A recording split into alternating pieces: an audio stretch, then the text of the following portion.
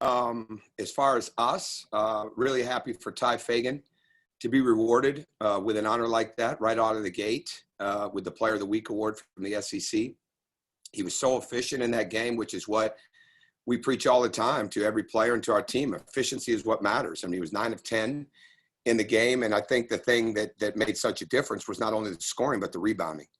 And he's worked very, very hard. And hopefully this is a springboard for him in his junior year. And I think we had other guys that were right there that could have been in the mix for something like that. Obviously, we only played one game. But I am really, really happy for him. And we need his leadership. We need his stability. And we need his improvement. And I think what he did with moving without the basketball the other day was a great example of the way we play, the way that we have to play. And it's hard when new players come in.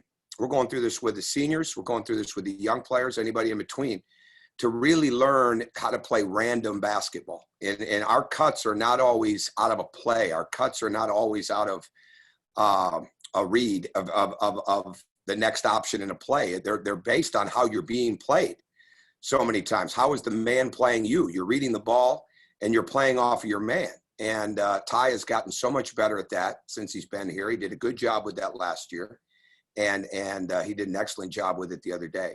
And on another note, a bigger note, with Greg McGarity announcing that he's retiring, there's no doubt to me that is, I don't want to say with mixed emotions because it's emotional, but it's bittersweet because I was thinking yesterday, the time when Greg and President Moorhead came to our home in Sarasota, and the pictures are still in my phone, and it was an incredible couple of hours meeting, and the two of them were huge reasons why we chose to come to Georgia, and because I could tell with President Moorhead and Greg McGarity, they were lockstep.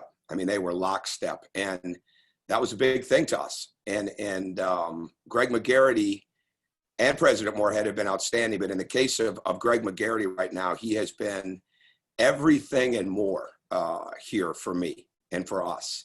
Everything and more. And when I tell him that he's the best I've worked with, I don't use it lightly. I've worked with some other really good ones.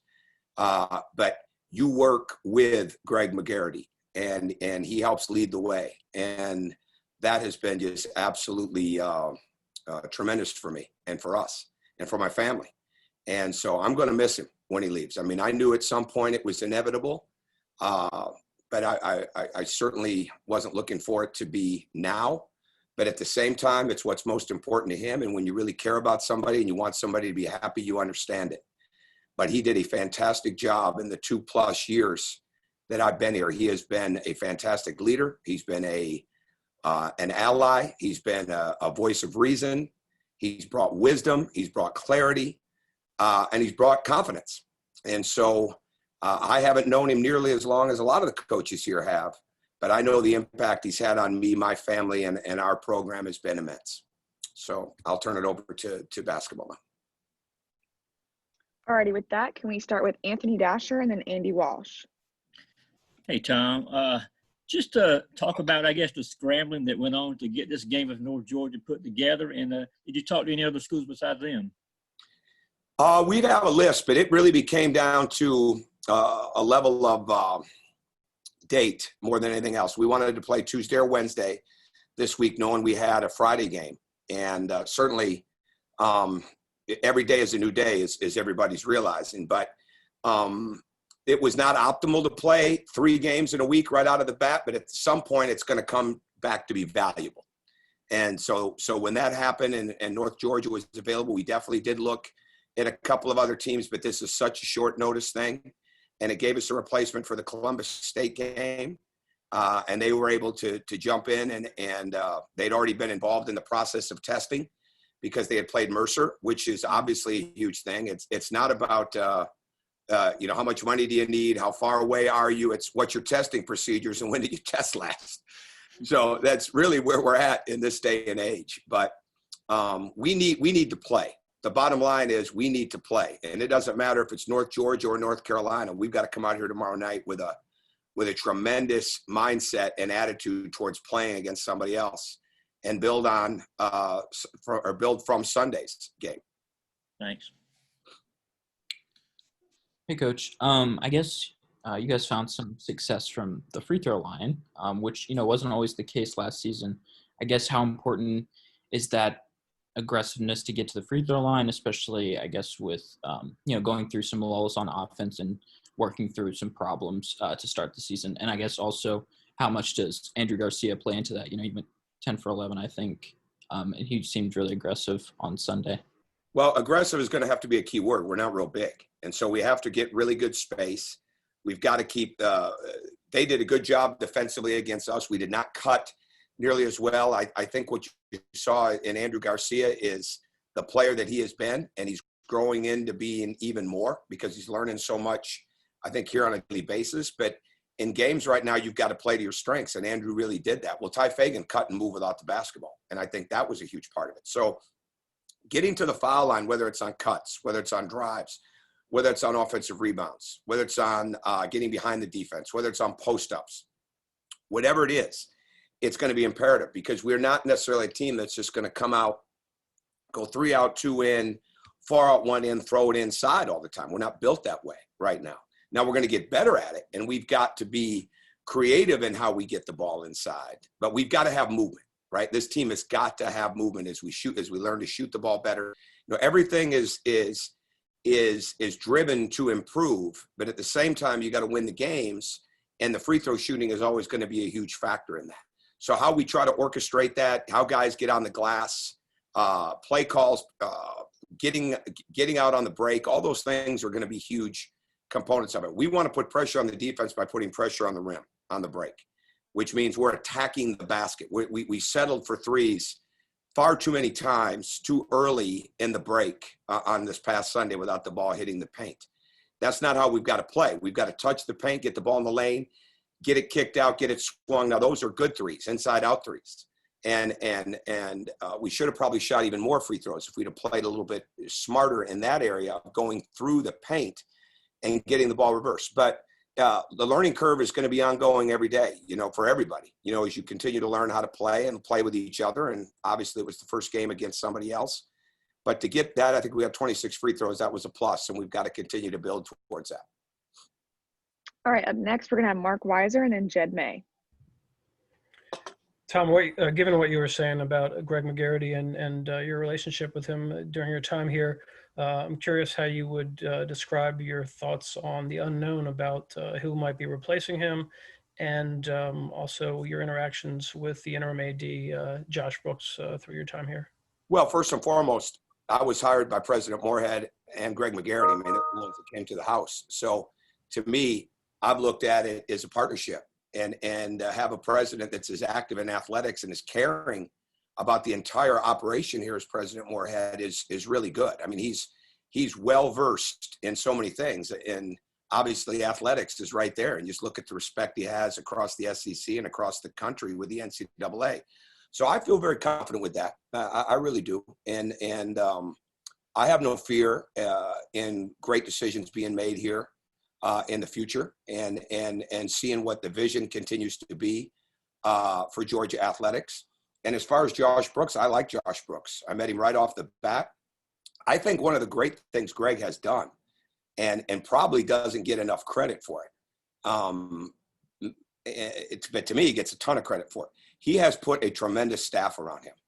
I mean, a tremendous staff. And I don't want to leave names out because that wouldn't be right. But his main group of people are high level. So when you're at Georgia right now, the most important thing we have, all right, and I think, again, this is just a sign of Greg's leadership. He gave people positions. He gave them opportunities. He taught them what to do, or he reinforced what to do, and he let them roll, right? And I think Josh Brooks has got the experience of Georgia. He's got the experience of being somewhere else. But I think you've got a team of people in there that I feel really confident with as we make this transition. And then I trust President Moorhead implicitly. Hey, Coach, just one more question kind of about the administration.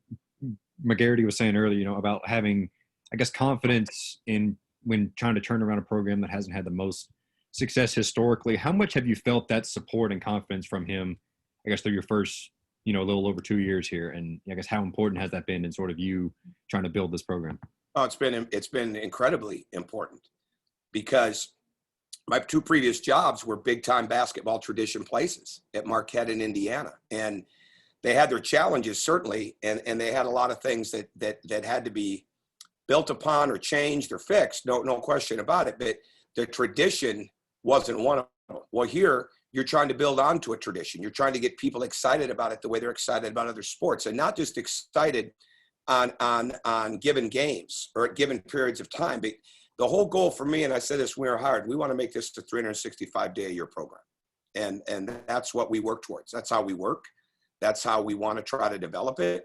And I think Greg McGarity has been fantastic with that. He really has. I mean, he's known, we had 18 years of experience and how to try to build a program at 2 other places.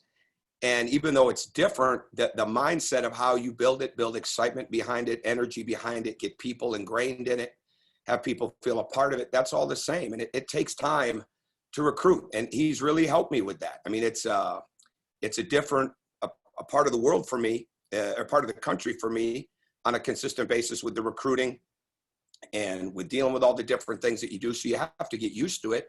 Well, he's been very good with that. And he's been very, very good at preaching, establishing culture, establishing the way you want to do things, knowing that this was going to take time, that it's a real process to build a foundation.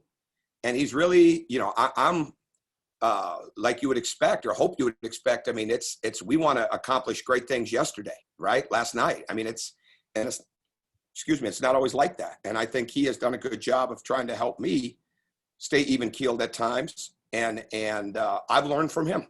And so I've learned to see things through his perspective. Doesn't mean I'm any less patient, but I've learned to see things through his perspective. And I think that's been good for me overall. All right, with the final 2 questions, we're going to start with Tori Heck and then finish with Ryan Curley. Coach, you mentioned earlier kind of the scramble to schedule this game with UNG and what went into that.